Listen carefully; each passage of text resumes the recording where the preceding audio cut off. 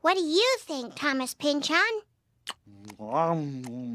These wings are delicious. I'll put this recipe in the Gravity's Rainbow Cookbook right next to the frying of Latke 49.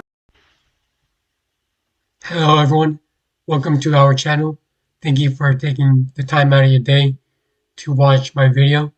I'm sure you have other things you'd rather be doing. However, if you'd like to stop by, I appreciate the time and consideration for you to do so. Yesterday, I finished The Crying of Lot 49 by Thomas Pynchon.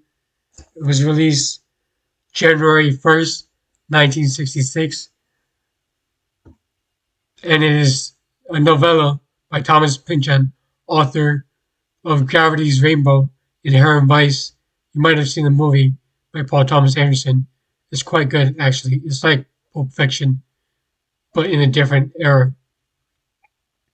Essentially, the gist of the novel is Oedipa Maas has received the leftovers of an estate and the will of a boyfriend, Pierce in Verite, and along the way she encounters strange people and a conspiracy that is larger than herself and more than she can handle.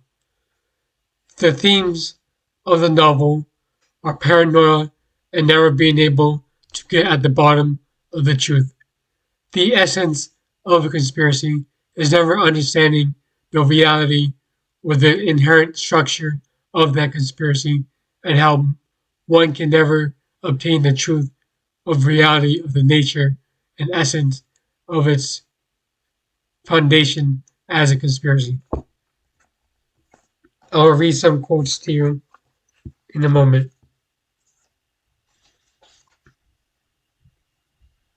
Page 51, it says, "You think like a butcher," quote, Fallopian said. "Good guys and bad guys, you never get to any of the underlying truth. Sure, he was against industrial capitalism. So are we. Didn't it lead inevitably to Marxism? Underneath, both are part of the same creeping horror." This is from Mike Fallopian in page 51.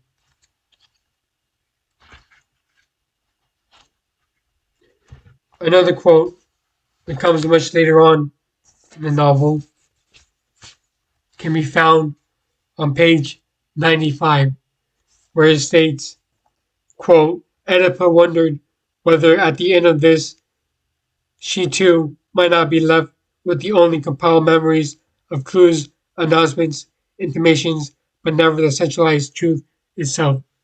So these quotes are evidence of never being able to understand the truth or reality of a conspiracy in which Oedipa Maas has entangled herself with.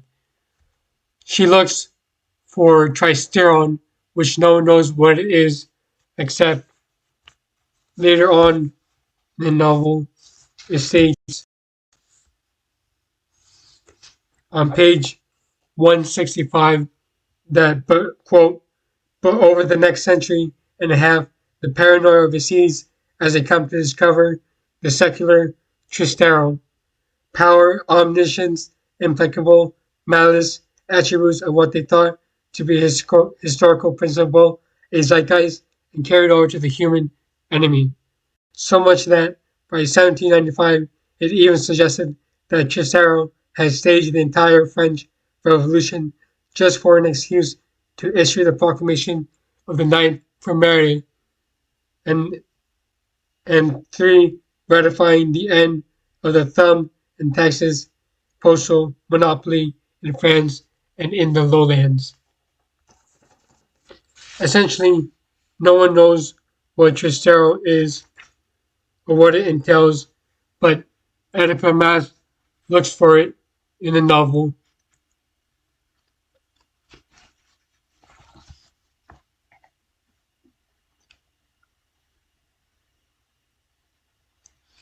And here's a quote which explores the criticism of the American dream, which is quite frequent criticism in American literature in the 60s and 50s, over the disillusionment a post-World War era. Quote, the sure decay of hope, the set of all men who had stepped on it, whatever their lives had been, would truly cease to be. Forever when the mattress burned, she stared at it in wonder. It was as if she had just discovered the irreversible process. It astonished her to think that so much could be lost, even the quantity of hallucination belonging just to the sailor that the world would be no further trace of. End quote.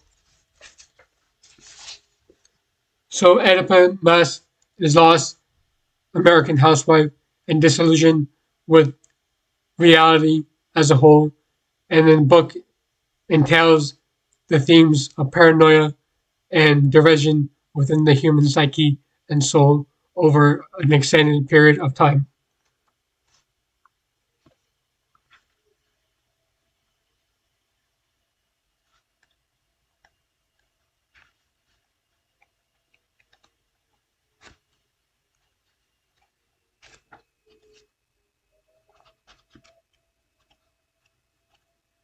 I am looking for another quote.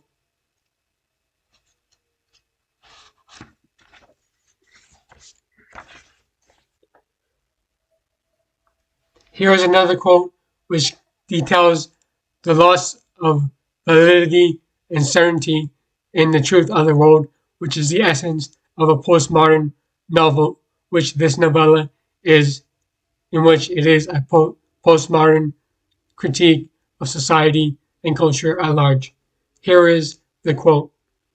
Oedipus had believed long before leaving Curinet in some principle of the sea as redemption for Southern California, not a course for her own section of the state, none, which seemed to need none, some unvoiced idea that no matter what you did to its edges of the Pacific, stayed inviolate and integrated or assumed the ugliness at any edge into some general truth.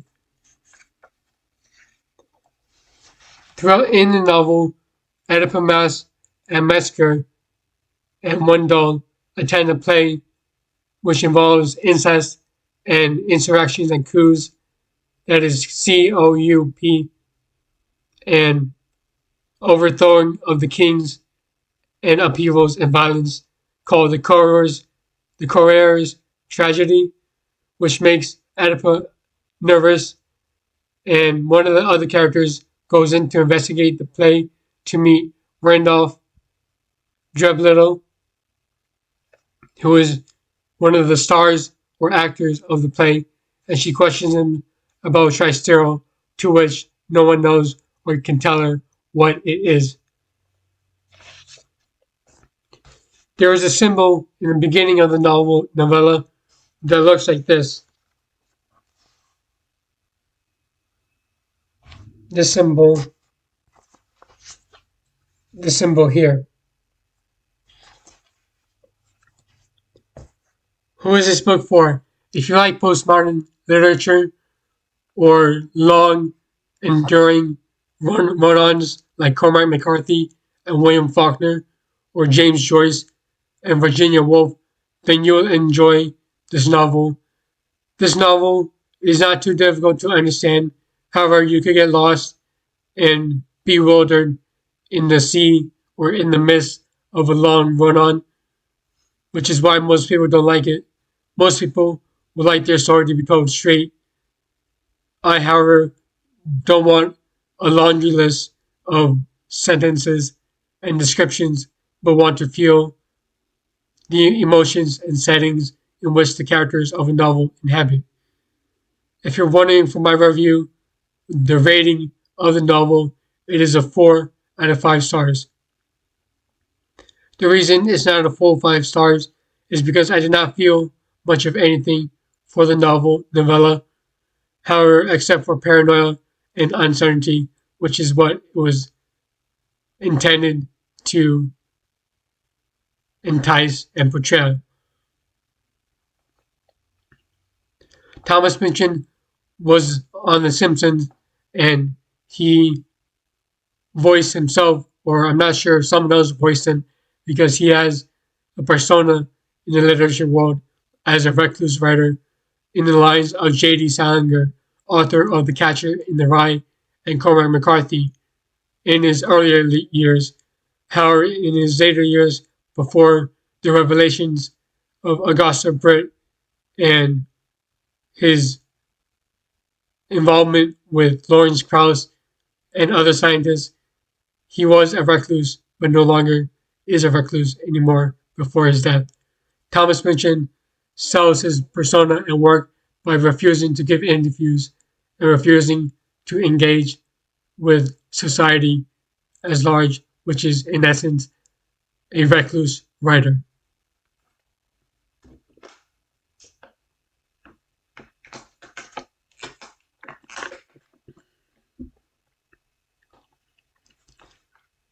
And again, thank you so much for checking in on our channel. I hope you enjoyed the video, and feel free to like, comment, and subscribe if you want to. And tell me what you think of the novel. Do you enjoy postmodern fiction? I gather from Jordan Peterson that he does not, however, he still reads them, which is something to say the least. If you like what you see here, I do book reviews and video essays on politics, philosophy, theology, and science and history. Thank you for watching. Have a great day. This is Lucio Constantine signing off.